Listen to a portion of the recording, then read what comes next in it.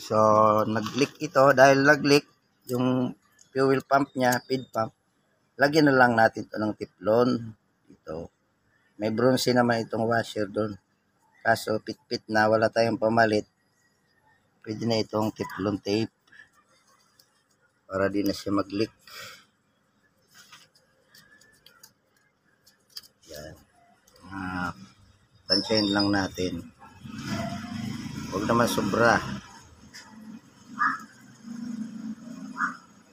Ito, pwede na ito. So, ibabalik na natin dito.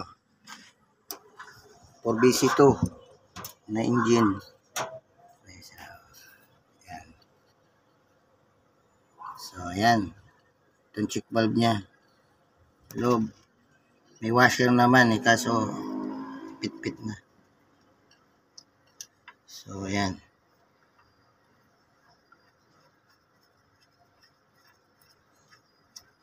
Kailangan pag-higpit nito ay kailangan dito special tools. Ayan o. Pinutol ko na open wrench.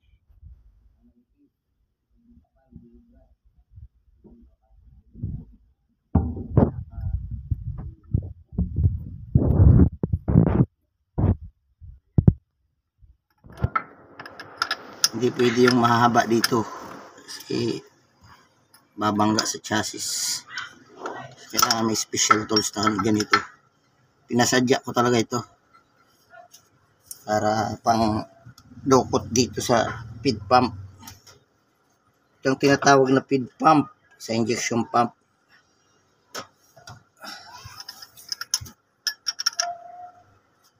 Okay. O, ipitan pa natin.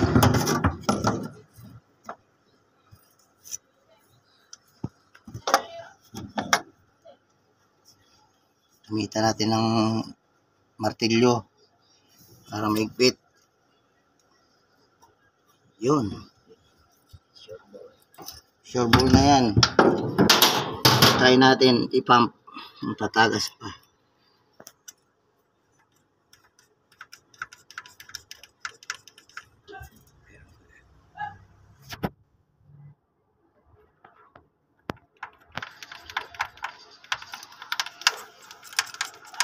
So, ora na to eh. Dati, pag pinamp mo matagas. O, yan o. Kudato no. Wala na yan. Okay, pag nagsirit yan, sabihin, loaded na crudo. Eh, kung matagas yan, basa na. Pandar ko sana. Okay na yan, hindi na yan matagas. Diri, di na ako ma-blade. Hindi na. Okay na. Oh. Conflict na yan. Oo. Yan, maraw naman ako magawa. Sana.